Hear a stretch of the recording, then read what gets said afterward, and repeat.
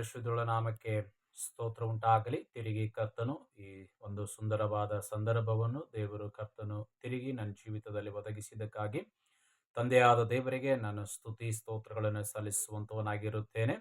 ಕೆಲವು ದಿವಸಗಳ ನಂತರ ಮತ್ತೆ ತಿರುಗಿ ನಿಮ್ಮೊಟ್ಟಿಗೆ ದೇವರ ವಾಕ್ಯವನ್ನು ಹಂಚುವಂತೆ, ದೇವರ ವಾಕ್ಯವನ್ನು ಕಲಿಯುವಂತೆ, ದೇವರ ವಾಕ್ಯವನ್ನು ಮಾತನಾಡುವಂತೆ ಕರ್ತನ ಕೊಟ್ಟ ಕೃಪೆಗಾಗಿ ನಾನು ಕರ್ತನಿಗೆ ಸ್ತುತಿ ಸ್ತೋತ್ರಗಳನ್ನು ಸಲ್ಲಿಸುವಂತವನಾಗಿರುತ್ತೇನೆ.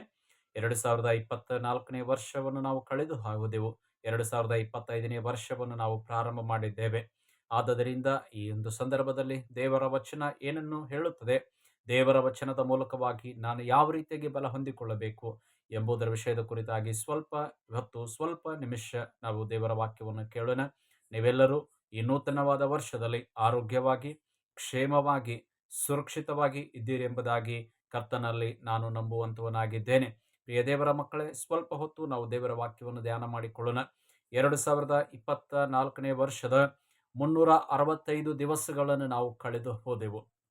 365 ದಿವಸಗಳನ್ನು ನಾವು ದಾಟಿ ನೂತನ ವರ್ಷವನ್ನು ನಾವು ಪ್ರಾರಂಭ ಮಾಡಿದ್ದೇವೆ.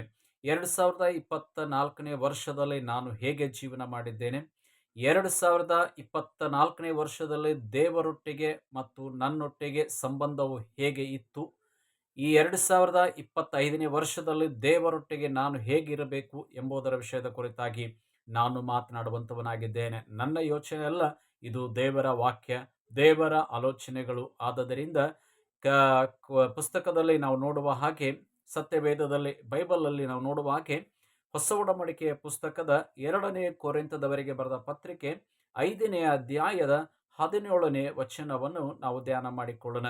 ಹೊಸ ಒಡಂಬಡಿಕೆಯ ಪುಸ್ತಕದ 2ನೇ ಕೊರಿಂಥದವರಿಗೆ ಬರೆದ ಪತ್ರಿಕೆ 5ನೇ ಅಧ್ಯಾಯದ 17ನೇ ವಚನವನ್ನು ನಾವು ಧ್ಯಾನ ಮಾಡಿಕೊಳ್ಳೋಣ.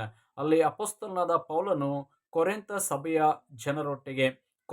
ಸಭೆಯ ದೇವ ಜನರೊಟ್ಟಿಗೆ ಮಾತನಾಡುವಂತ ಮಾತು ಹೀಗಿರಲಾಗಿ, ಯಾವನಾದರೂ ಕ್ರಿಸ್ತ ಯೇಸುವಿನಲ್ಲಿದ್ದರೆ ಅವನು ನೂತನ ಸೃಷ್ಟಿ ಆಗುವನು. ಇಗೋ, ಪೂರ್ವ ಸ್ಥಿತಿ ಹೋಗಿ ಎಲ್ಲ ನೂತನವಾಯಿತು ಎಂಬುದಾಗಿ. ಮತ್ತೊಂದು ಸಾರಿ, ಹೀಗಿರಲಾಗಿ ಯಾವನಾದರೂ ಕ್ರಿಸ್ತ ಯೇಸುವಿನಲ್ಲಿದ್ದರೆ ಅವನು ನೂತನ ಸೃಷ್ಟಿ ಆದನು. ಇಗೋ, ಪೂರ್ವ ಸ್ಥಿತಿ ಹೋಗಿ ಎಲ್ಲ ನೂತನವಾಯಿತು ಎಂಬುದಾಗಿ. ದೇವರಿಗೆ ಸ್ತೋತ್ರ ಉಂಟಾಗಲಿ, ಕರ್ತನಿಗೆ ಮಹಿಮೆ ಉಂಟಾಗಲಿ. ಬನ್ನಿರಿ ಪ್ರಿಯ ನನ್ನ ದೇವ ಜನರೇ, ನನ್ನ ಸಹೋದರ ಸಹೋದರಿಯರೇ, ಇಲ್ಲಿ ವಾಕ್ಯವು ನಮಗೆ ಹೇಳುತ್ತಾರೆ, ಹೀಗಿರಲಾಗಿ ಯಾವನಾದರೂ ಕ್ರಿಸ್ತ ಯೇಸುವಿನಲ್ಲಿದ್ದರೆ ಅವನು ನೂತನ ಸೃಷ್ಟಿ ಆಗುವನು ಎಂಬುದಾಗಿ. ಕ್ರಿಸ್ತನಲ್ಲಿ ಇದ್ದರೆ ಮಾತ್ರ. ಹಳೆಯ ಕಾಲದಲ್ಲಿ ಕ್ರಿಸ್ತನೊಟ್ಟಿಗೆ ನಾನು 2024ನೇ ವರ್ಷ ನಾನು ಕ್ರಿಸ್ತನಲ್ಲಿದ್ದೇನಾ, ಕ್ರಿಸ್ತ ನಂಬಿಕೆಯಲ್ಲಿದ್ದೇನಾ, ಕ್ರಿಸ್ತ ವಿಶ್ವಾಸದಲ್ಲಿದ್ದೇನಾ, ಕ್ರಿಸ್ತನ ಹೆಜ್ಜೆ ಜಾಡಿನಲ್ಲಿ ನಾನು ನಡೆದಿದ್ದೇನಾ ಎಂಬುದನ್ನು ನಾವು ಇಲ್ಲಿ ಮೆಲುಕು ಹಾಕಬೇಕಾಗೈತಿ. ಹೇಗೆ ಮೆಲುಕು ಹಾಕಬೇಕು, ಇದನ್ನು ನಾನು ಯಾಕೆ ಹೇಳ್ತಾ ಇದ್ದೀನಿ ಅಂತಂದ್ರೆ, ಉದಾಹರಣೆಗಾಗಿ ನೋಡ್ರಿ, ಮನೆಯಲ್ಲಿ ಹಸು ಸಾಕಿದಂಥವ್ರು ಅಥವಾ ಆಕಳುಗಳನ್ನು ಅಥವಾ ಎಮ್ಮೆಗಳನ್ನು ಎತ್ತುಗಳನ್ನು ಸಾಕಿದವರನ್ನು ನೋಡ್ರಿ, ಮುಂಜಾನೆ ತಮ್ಮ ಹಸುಗಳನ್ನು ಏನ್ ಮಾಡ್ತಾರೆ, ಅವರು ಮುಂಜಾನೆ ಮನೆಯಿಂದ ತೆಗೆದುಕೊಂಡು ಹೋಗಿ, ಕೊಟ್ಟಿಗೆಯಿಂದ ತೆಗೆದುಕೊಂಡು ಹೋಗಿ ಅವುಗಳನ್ನು ಮೇಯಿಸ್ತಾರೆ. ಅಡವಿಯಲ್ಲಿ ಅಥವಾ ಹೊಲದಲ್ಲಿ, ಜಮೀನುಗಳಲ್ಲಿ ಅವುಗಳನ್ನು ಮೇಯುವುದಕ್ಕೆ ಬಿಡ್ತಾರೆ. ಮೇಯುವುದಕ್ಕೆ ಬಿಟ್ಟಾದ್ಮೇಲೆ ಅವುಗಳಿಗೆ ನೀರು ಕುಡಿಸಿ ಆದ್ಮೇಲೆ ಸಂಜೆ ಮತ್ತೆ ತೆಗೆದುಕೊಂಡು ಬಂದು ಹಸುವಿನ ಕೊಟ್ಟಿಗೆಯಲ್ಲಿ ಅಥವಾ ದನದ ಕೊಟ್ಟಿಗೆಯಲ್ಲಿ ಗೋದಲಿಯಲ್ಲಿ ಆಕಳುಗಳನ್ನು, ಎಮ್ಮೆಗಳನ್ನು, ಎತ್ತುಗಳನ್ನು ಕಟ್ಟಿ ತಾವು ವಿಶ್ರಮಿಸಿಕೊಳ್ಳುತ್ತಾರೆ. ಹಸು ಸಹ ಏನ್ ಮಾಡ್ತಾವು, ವಿಶ್ರಾಂತಿಯನ್ನು ಪಡೆದುಕೊಳ್ಳುತ್ತವೆ. ಹೇಗೆ ವಿಶ್ರಾಂತಿಯನ್ನು ಪಡೆದುಕೊಳ್ಳುತ್ತಾವು, ಅವು ವಿಶ್ರಾಂತಿಯಲ್ಲಿ ಏನ್ ಮಾಡ್ತಾವು ಎಂಬುದನ್ನು ನಾನು ನೀನು ತಿಳ್ಕೊಳ್ಬೇಕಾಗೈತಿ. ಹಸು ಕಟ್ಟಿದಾದ್ಮೇಲೆ ಮುಂಜಾನೆಯಿಂದ ಸಂಜೆಯ ತನಕ, ಸಾಯಂಕಾಲದ ತನಕ ಹಸುಗಳಿಗೆ ಆಹಾರ ತಿನ್ನಿಸಿದ ಮೇಲೆ ನೀರು ಕುಡಿಸಿ ಯಜಮಾನನು ಅವುಗಳನ್ನು ತಂದು ತನ್ನ ಕೊಟ್ಟಿಗೆಯಲ್ಲಿ ಕಟ್ಟುವಾಗ ಅವುಗಳು ವಿಶ್ರಾಂತಿಯನ್ನು ಪಡೆದುಕೊಳ್ಳುತ್ತವೆ. ಆಯಾಸಗೊಂಡಂತ ಹಸುಗಳು, ಆಯಾಸಗೊಂಡ ಎತ್ತು ಆಗಲಿ, ಎಮ್ಮೆ ಆಗಲಿ, ಆಕಳುಗಳಾಗಲಿ, ಹೋರಿ ಕರುಗಳಾಗಲಿ ವಿಶ್ರಾಂತಿಯನ್ನು ಪಡೆದುಕೊಳ್ತವೆ. ವಿಶ್ರಾಂತಿಯನ್ನು ಮಲಗಿದಂತ ಸಂದರ್ಭದಲ್ಲಿ ಅವು ಸುಮ್ಮನೆ ಮಲಗಲ್ಲವ್ರಿ. ಅವು ಏನ್ ಮಾಡ್ತಾವಂದ್ರ, ಮುಂಜಾನೆಯಿಂದ ಸಾಯಂಕಾಲದವರೆಗೆ ಅವು ಏನನ್ನು ತಿಂದಿರ್ತಾವಲ್ಲ, ಏನು ಆಹಾರವನ್ನು ಸೇವಿಸಿರ್ತಾವಲ್ಲ, ಅವುಗಳನ್ನು ಮತ್ತೆ ಏನ್ ಮಾಡ್ತಾವಂತ, ಮೆಲುಕು ಹಾಕ್ತಾವ.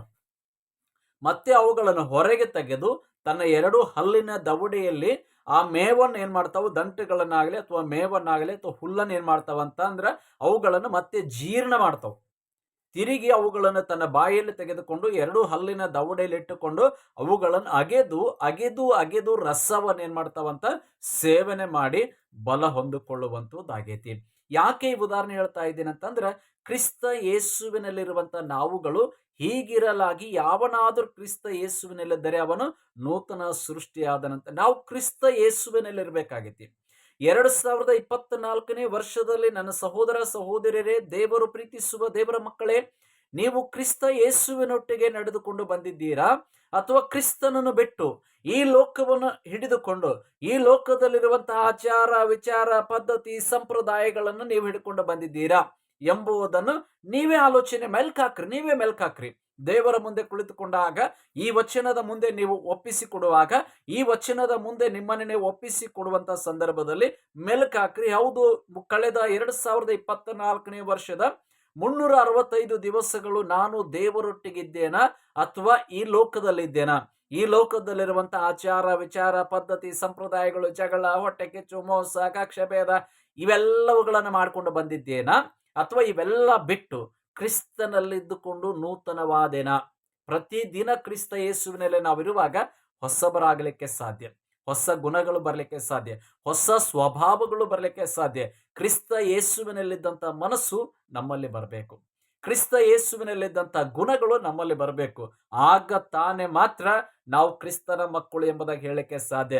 ಇಲ್ಲವಾದರೆ ನಾವು ಹೀಗೆ ಹೇಳ್ಬೇಕು, ನಾನು ಯೇಸು ಸ್ವಾಮಿ ಮಗ, ನಾನು ಯೇಸು ಸ್ವಾಮಿ ಮಗನೇ, ಯೇಸು ಸ್ವಾಮಿ ಮಗಳು, ಯೇಸು ಸ್ವಾಮಿ ಮಗ, ನಾನು ಚರ್ಚಿಗೆ ಹೋಗ್ತೀನಿ, ನಾನು ಪ್ರಾರ್ಥನೆ ಮಾಡ್ತೀನಿ, ನಾನು ಕಾಣಿಕೆ ಕೊಡ್ತೀನಿ, ನಾನು ಸೇವೆ ಮಾಡ್ತೀನಿ, ಆರಾಧನೆ ನಡೆಸ್ತೀನಿ ಅಂದ್ರೆ ಏನು ಪ್ರಯೋಜನವಿಲ್ಲ.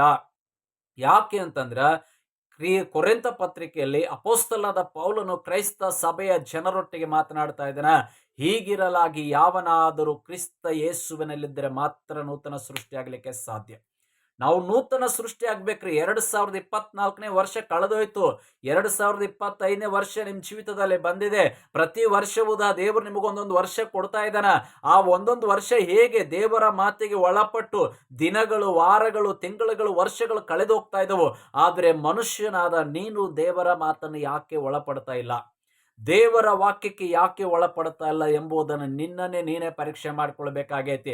ಸುಮ್ಮನೆ ಏನೋ ದೇವರು ಹುಟ್ಟು ಮಾಡಿದನಪ್ಪ ಲೋಕದೊಳಗ, 2024 ಹೋಯ್ತು, 2025 ಬಂತು, ಹೋದ ವರ್ಷ ಹೇಗೆ ಜೀವನ ಮಾಡಿದೀನಿ ಹಾಗೆ ಜೀವನ ಮಾಡಿದ್ರೆ ಮುಗಿದೋಯ್ತಂದ್ರ ಏನು ಪ್ರಯೋಜನವಿಲ್ಲ. ನೀನ್ ದೇವರ ಮಗನಾಗ್ಲಿಕ್ಕೆ ಸಾಧ್ಯವಿಲ್ಲ, ನೀನ್ ದೇವರ ಮಗಳಾಗ್ಲಿಕ್ಕೆ ಸಾಧ್ಯವಿಲ್ಲ. ನೂತನ ಸೃಷ್ಟಿ ಆಗ್ಬೇಕು. ನೂತನ ಸೃಷ್ಟಿ ಆಗ್ಬೇಕಂದ್ರೆ ವರ್ಷಗಳು ಕಳೆದೋದ್ರೆ ನೂತನ ಸೃಷ್ಟಿ ಆಗಲ್ದು.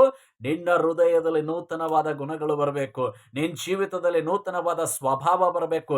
ಕ್ರಿಸ್ತ ಯೇಸುವಿನಲ್ಲಿದ್ದಂತ ಮನಸ್ಸು ನಿನ್ನಲ್ಲಿ ಬಂದ್ರೆ ಮಾತ್ರ ಈ ನೂತನವಾದ ವರ್ಷ ಇದು ನಿನಗೆ ಆಶೀರ್ವಾದಕರವಾಗಲಿಕ್ಕೆ ಸಾಧ್ಯ. ಇಲ್ಲ ಆಯ್ತಂದ್ರ ಕಳೆದ 2024ನೇ ವರ್ಷದಲ್ಲಿ ಇದ್ದ ಹಾಗೆ ನೀನಿದ್ರ ಯಾವ ಪ್ರಯೋಜನವೂ ಇಲ್ಲ. ದೇವರ ವಾಕ್ಯ ಹೇಳ್ತಾ ಇದೆ, ಯಾವನಾದರೂ ಕ್ರಿಸ್ತ ಯೇಸುವಿನ, ಅಂದ್ರೆ ಹೀಗಿರಲಾಗಿ ಯಾವನಾದರೂ ಕ್ರಿಸ್ತ ಯೇಸುವಿನಲ್ಲಿದ್ದರೆ ಅವನು ನೂತನ ನೂತನ ಆಗ್ಬೇಕು. ನೀವು ಎಲ್ಲಿ ತನಕ ನೂತನವಾಗಲ್ರಿ? ಒಂದು ದಿನ ಈ ಲೋಕ ಬಿಟ್ಟು ಹೋಗ್ಬೇಕು. ನೀವು ಈ ಲೋಕದಲ್ಲಿ ನಾವು ಇರಕ್ ಬಂದಿಲ್ಲ, ಈ ಲೋಕದಲ್ಲಿ ನಾವು ಜೀವಿಸಕ್ ಬಂದಿಲ್ಲ. ಈ ಲೋಕದಲ್ಲಿ ಜಗಳ ಆಡ್ಕೊಂಡು ಹೊಟ್ಟೆ ಕೆಚ್ಚಪಟ್ಟು ಮೋಸ ಮಾಡಿ ಇನ್ನೊಬ್ಬರಿಗೆ ಅನ್ಯಾಯ ಮಾಡಿದೆ, ಇನ್ನೊಬ್ಬರಿಗೆ ಮೋಸ ಮಾಡಿದೆ, ಇನ್ನೊಬ್ಬರಿಗೆ ಜಗಳ ಹಚ್ಚಿದೆ, ನಾನು ಕೂಡುದೆ, ನಾನು ತಂಬಾಕು ತಿಂದೆ, ನಾನು ಜಗಳ ಮಾಡಿದೆ, ನಾನು ಸಿಗರೇಟ್ ಸೇದಿದೆ, ವ್ಯಭಿಚಾರ ಮಾಡಿದೆ, ಆದರತನ ಮಾಡಿದೆ, ಕೊಲೆ ಮಾಡಿದೆ, ಇನ್ನೊಬ್ಬರಿಗೆ ಅನ್ಯಾಯ ಮಾಡಿ ಇದಕ್ಕೆ ಬಂದಿಲ್ಲ ನಾವ್ರಿ. ಇದಕ್ಕೆ ದೇವರು ನಮ್ಮನ್ನು ಉಂಟು ಮಾಡಿರ್ಲಿಲ್ರಿ. ದೇವರು ನಮ್ಮನ್ನು ಉಂಟು ಮಾಡಿರುವಂಥದ್ದು ದೇವರ ನಾಮವನ್ನು ಮಹಿಮೆ ಪಡಿಸುವುದಕ್ಕಾಗಿ. ಹಲ್ಲೆಲೂಯಾ.